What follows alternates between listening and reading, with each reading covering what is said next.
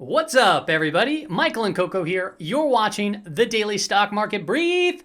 This is the show that I do Monday through Friday, 5 days a week. We use technical analysis to get a good idea as to where the markets might be headed next. In today's show, we're going to be looking at multiple different indices on multiple time frames, the daily and the 30-minute time frame. We're going to be looking at some stock market indicators, some commodities, and the dollar and bonds and yields to get a real good sense as to what's taking place, not only on the news, but really behind the curtain.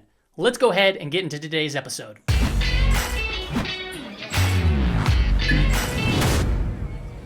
Alrighty, welcome back. We're gonna hop right into the indices, starting with the S&P 500. Let's do it. The other day we broke through this ascending triangle, and what I wanna call out here, not too much information that's been going on, but we'll zoom in on the 30-minute time frame to understand today's price action. But what I want to call out is this aggressive move to the upside, including the gap and this strong green candle up into the upper range of the Bollinger Band, disconnected from the 5 EMA, and then the small range that is taking place here within this candle.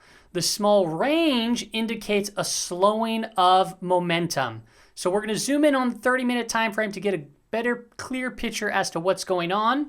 I would like to call out that once you break out from these areas, sometimes you get back tests. And if we get a back test, guess where that would be? At a previous resistance, so it could be support. And on top of that, the 5 EMA is sloping up. And that back test would be right around 38.25 on the S&P 500. Now let's look at resistance and support. So in the short term, we're going to be looking at 385 as the level of resistance. And as we already know, and I've stated many times, the cash market, when it struggles to get above resistance in the futures market, the after hours sessions, typically what they've been doing is just gapping over these very hard to get over levels during the cash session. So I wouldn't be surprised if we start breaking over these levels on another gap up. But if we don't, this is still going to hold as an area of resistance. All right.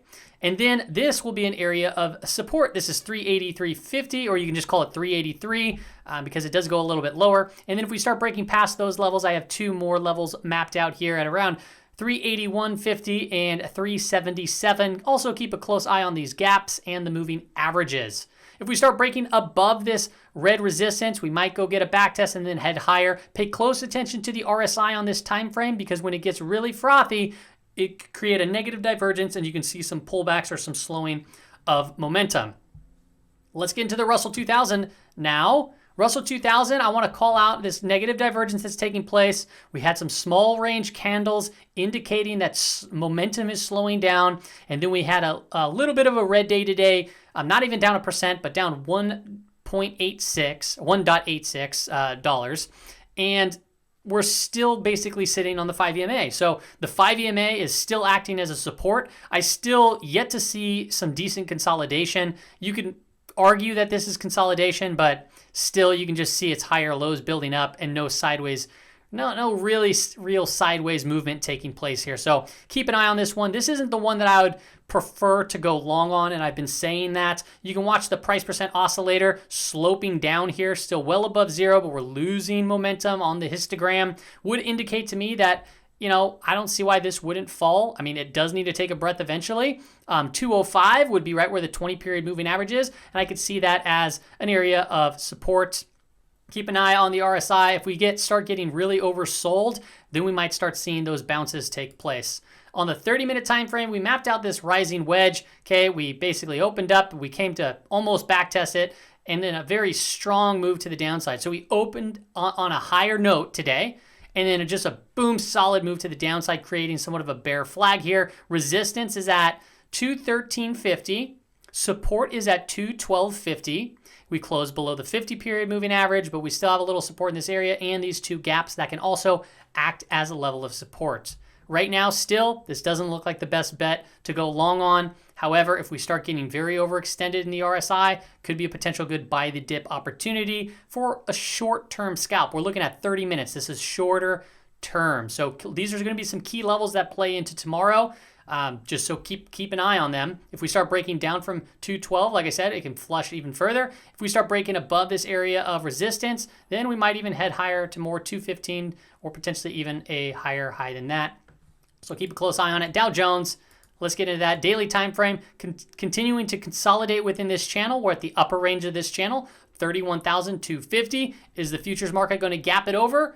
Maybe, perhaps, we will see. Or are we going to come back to backtest this lower range, which is also coincidentally going to be right by the 20 period moving average as it opens tomorrow. So keep an eye out for that. If we get to the lower end of this range, that can offer a short-term buying opportunity for a good risk versus reward trade on a shorter time frame. What I want to call out on the 30-minute time frame for the DIA is this rising wedge pattern that we talked about yesterday. We broke down, right? And now we came to backtest it and we're seeing some weakness. Resistance was right here. Resistance was right here. That's around 312. Keep an eye on 312. If we get above it, that can act as a level of support. All right, and then we also have this area, a very tight range area. You can see those previous resistance, resistance, resistance, resistance, and then support, support, support. So that's at 311, just above 311. So between 311 and 311.50, maybe just a little bit lower than that. Nasdaq 100, we broke above that channel. Technology sector did very well today. Is this a bull trap? Perhaps, but as of right now, you know, it's showing strength. We can see the price percent oscillator, bullish crossover, and it's kind of breaking through this trend line. So that could be the start of something, somewhat of a bigger move. So let's make sure we're paying attention to that, but also take note of this. Okay, this is what I mean technical extensions. We're trading above the daily Bollinger Band, and we're also disconnected pretty severely from the 5 EMA. So keep a close eye on that. You want to make sure that your stops are somewhat tight and you're getting in on pullback areas. If you start buying it at all-time highs, like I said, plenty of times you can get lucky, but just know that there's more risk to the downside than there is reward to the upside given the technical extensions. So you got to just be careful. When you zoom in, now I'm looking at the QQQs, 30-minute time frame, this is a very tight channel, very tight, steep channel. And what I want to call out here is the negative divergence on the 30-minute time frame. All right, so this is another cause for concern for going long. That's why I was saying technical overextensions. So if we start breaking down from this, I feel like we can easily come touch 324, potentially lower, even test or close this window. Wherever the 50 period is or the 200, you can keep an eye on that too. Another cause for concern on the 30-minute time frame is the price percent oscillator. You can see it's sloping down, steepening right there. The two lines are spread apart, so the bearish momentum is picked up. As the price continues to move up, that is a negative divergence, both in the price percent oscillator and in the RSI. All right, so be careful with the Nasdaq or tech stocks tomorrow, or various tech stocks, because you could see some downwards pressure potentially. Not for certain, but potentially. Let's look at the NYSE now. The NYSE, inside of this channel, we had struggled again to break above to make an all-time high. Watch the MACD. It looks like it wants to start doing a bearish crossover. RSI, somewhat frothy, and you can also potentially call this a negative divergence. It's pretty, like you can tell that they were pretty much flat on each other here as far as the price action goes for the all-time highs, but you can see the momentum of the RSI on this shorter period right here heading and sloping lower. So maybe we go test the lower end of this range. The lower end of this range would bring us right to the 20 period moving average. The NYSE is a broad market index, so there's, you know, I think 2,000 stocks, maybe a little bit more than that make up the NYSE. So you can, you know, maybe find various setups within the NYSE to potentially trade.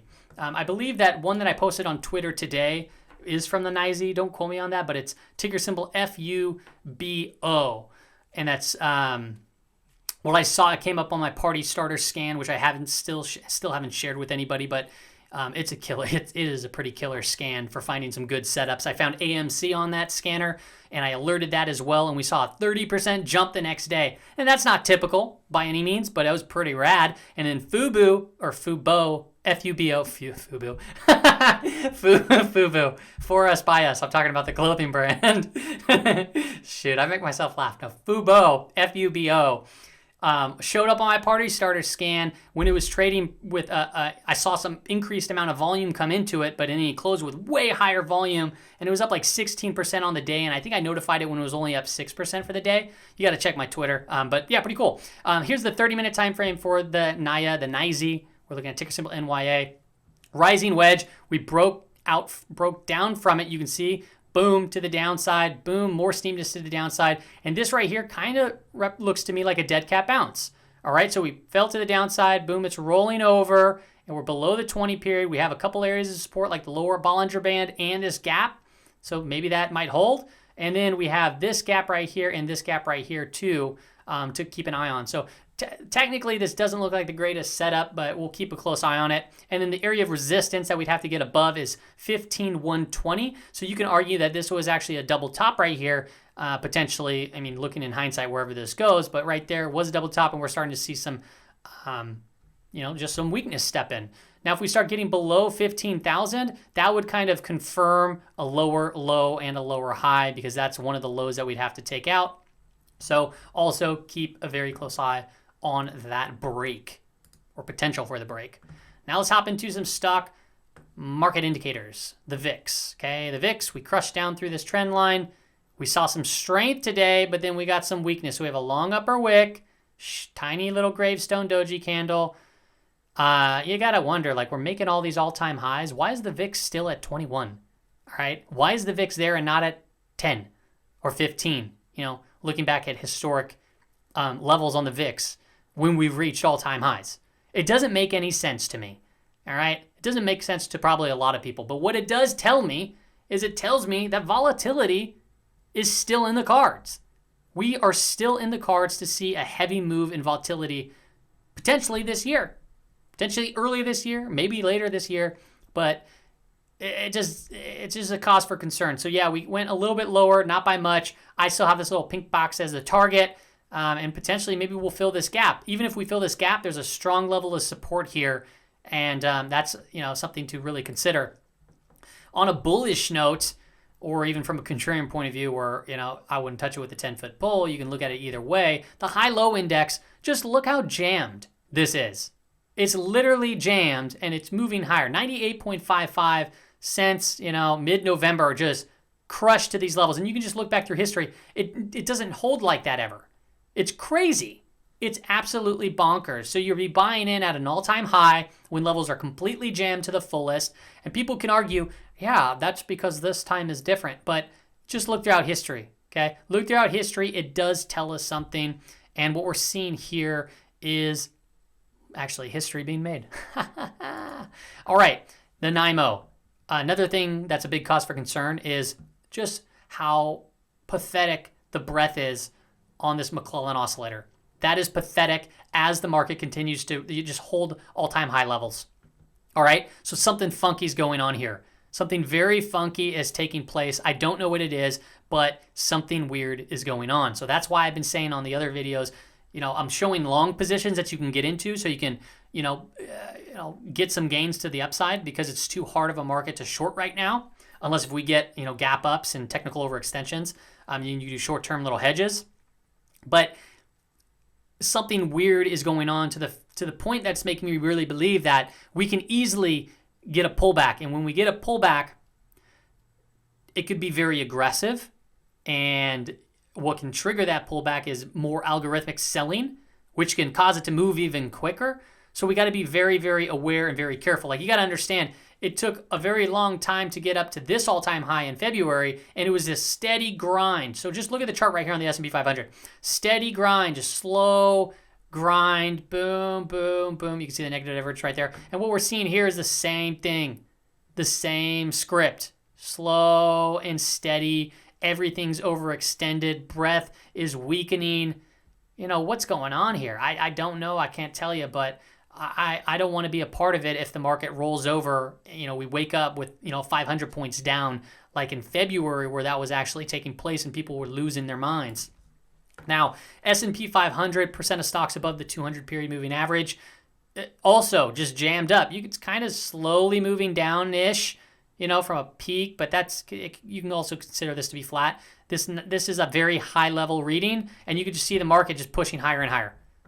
So it's just funky to me. So that you could argue, hey, it's just a lot of breadth in the market. This is a good sign. It's a bull market. But from a contrarian standpoint, that's not the greatest thing. You want to see it take breaths.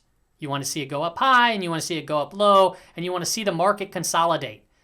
Vertical movement results in more vertical movement, and that could be to the upside or the downside. Another cause for concern is the sentiment of the AAII surveys and the ratio too as well.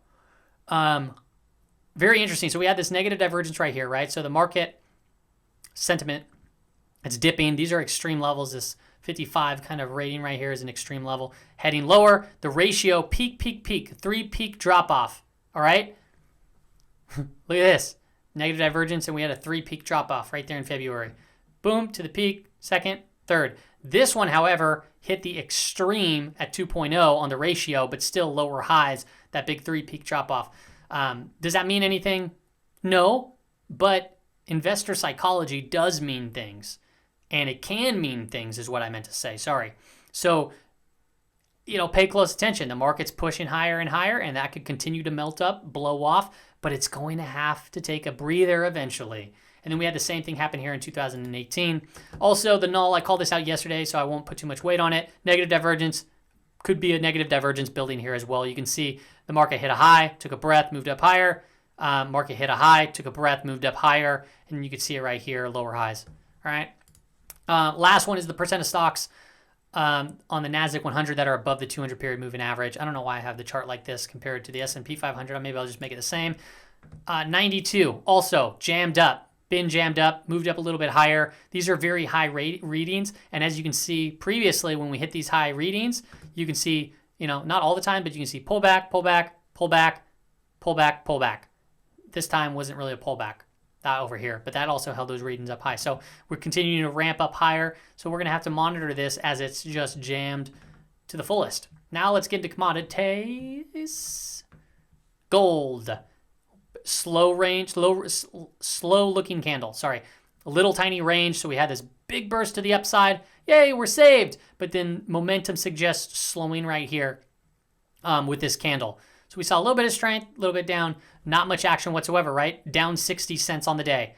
We're trading right at the 50 period and the 200 period. They look like they're about to collide into each other, which could create the death cross, which doesn't necessarily mean anything until we actually get price action to significantly move as well with that. I will say that we're starting to see an uptick here in the full stochastics. Is that temporary? Potentially. And the RSI, it's still below 50, but not by much. Not by much at all. Not by much at all. Why did I sound like Donald Trump when I said that? Sheesh. One of the big technical levels that we want to get through is this one right here. That's at 1970, let's just call it. If we start getting above 1970 and break out through this, that could be a good sign for gold. But we got a little ways to go there. Silver, on the other hand, is not as bad, but also a very small range candle, low day, up 9 cents. Pretty boring.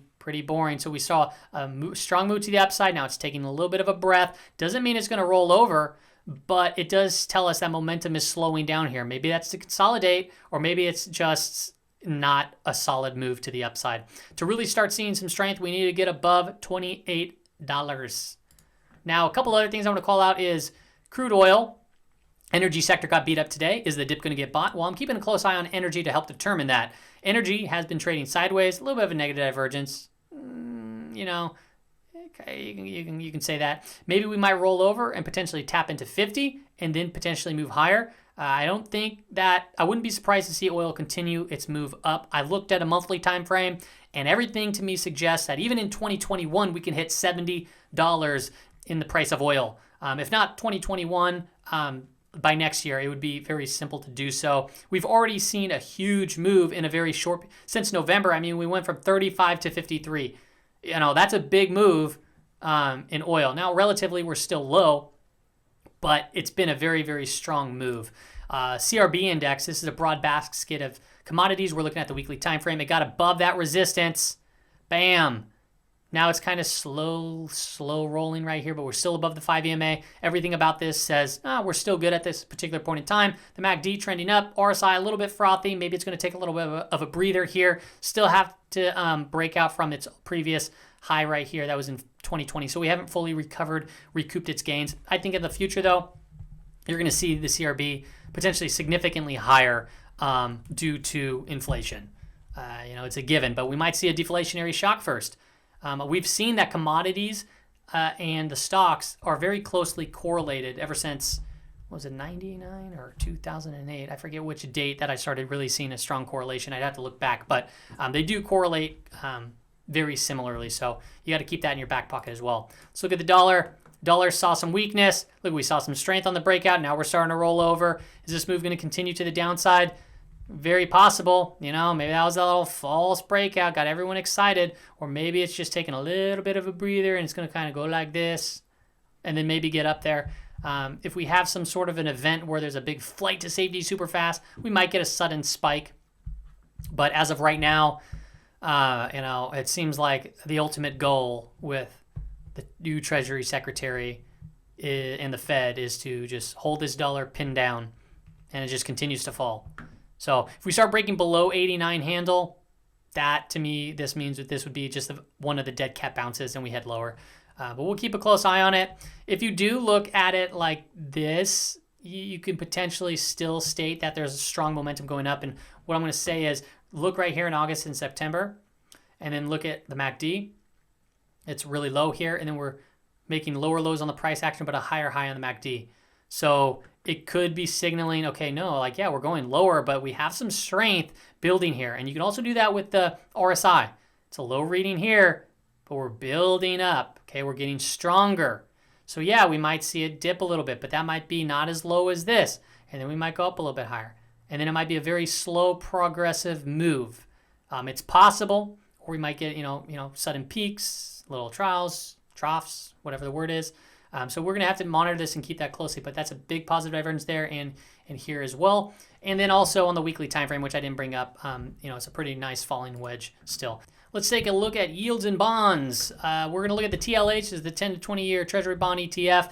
We were making lower highs, lower lows. We broke down through this channel and we're struggling to get back within it. Does this mean that yields are going to continue to rise? Potentially, very potentially, but also, yeah, it's just hard to say right now. So what this tells me right now is we're still full on risk off. Investors are flooding to equities and trying to get those gains, and safety is not a concern at this particular point in time. Who knows? We might just get some sudden move aggressively to the upside and everyone tries to fly to safety. Kind of seems like that's going to be the script if we start getting some real volatility. When you take a look at yields, the 10-year minus 2 years curve is just continuing to steepen. It hasn't been this high since 2017, mid 2017. So, you know, it's continuing to rise, and this is going to continue to rise if these 10 and this 30-year continue to move up because we have rates pinned to zero. And this is good for financials still, right? We've been talking about financials. And I even brought up the red zone chart yesterday where it's, you know, maybe it's going to turn into the green zone where it's going to turn into support, but the way it's going to do that is if we start continuing to see 10 years rise, 30 years rise, because banks, they borrow short-term deposits from consumers, all right, and then they lend long-term, and they make more money when rates, the yields are higher. Okay, there's more margin. Another cause for concern is when you see curves steepen like this, coming off of an inversion, that's also a little bit of a cause for concern because typically that's a forward-looking indicator for recessions. And it's hard to determine if that big fall that we saw from the pandemic was because of this, obviously, because that was obviously from the pandemic. So, people are saying, well, no, the drop already happened. Well, a lot of other people are saying, well, no, we actually haven't seen the real drop. And as you can see, actually, I'll just jump into the conclusion, kind of wrap everyone's head around this. I saw somebody tweet today, something about, it's unethical to be bearish stocks and equities. Okay, it's unethical to be bearish stocks and equities because it's you betting against the economy. And I was thinking to myself, I'm like, do people really believe that? First off, the stock market and the economy, in my head, they are completely disconnected. Completely disconnected. So to be bearish doesn't mean that you're betting against the economy. What being bearish is you're a regular human, you're looking outside, you're not an algorithm, and you look outside your house and you see people struggling. You see people wearing masks. You see people angry and impatient. You see people, like I said, struggling. People are losing their jobs. there's a bunch of job changes happening within my organization right now too that I work in, and that's what I was talking about at the beginning of the show. I can't really get too much into it. Maybe I can here soon, but it's just freaking horrifying, and that's the economy. That is the economy. And then you look at the stock market, and it's completely vertical. I mean, you tell me who's getting wealthier because stocks are going up right now. I promise you, even if you're making 10, 20, 30,000 on the stock market in your 401k, 401ks are retirement accounts. We don't know where they're going to be later, and we don't know if these people that lose their jobs are going to have to take money from it in the first place. The wealthier are getting significantly more wealthy because of what the Fed is doing, what the Federal Reserve is doing. They build wealth inequality. There's no hiding it. They're never going to mention that or say that or admit to something like that. But that's really what's going on. So to say that being bearish is betting against the economy is completely and utterly just false. It's being bearish is looking at what's going on in the economy and being aware of the disconnect taking place. So when there's a huge disconnect and something's going to reconnect, they're going to reconnect. And if the economy isn't going to reconnect to the stock market, well, then the stock market is going to have to reconnect to the economy. That is what is going to happen. And I don't know what it's going to look like when that takes place, but you can clearly see that the economy is not doing well. And it's trying to be masked up by more Fed intervention, by more government, state, local policies, all kinds of, different programs and this and that.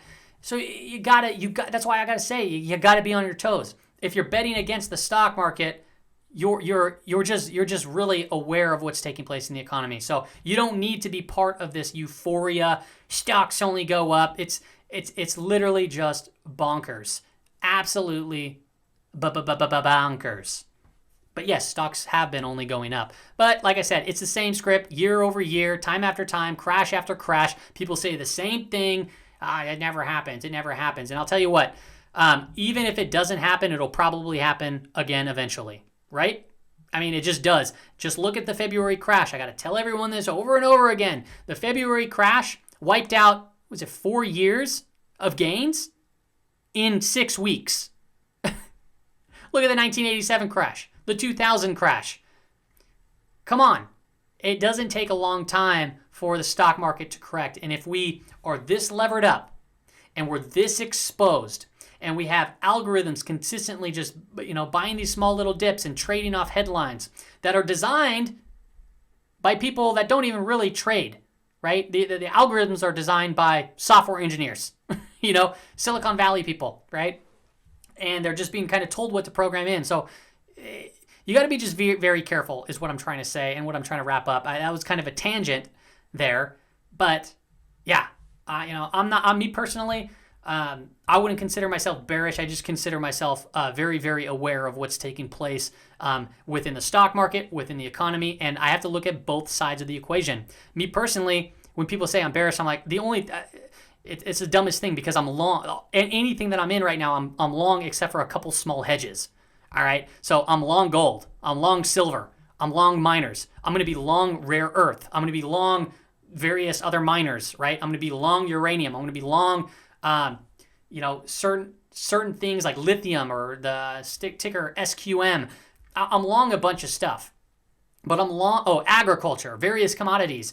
I have inflation trades. I have deflation trades in my portfolio, and you should too.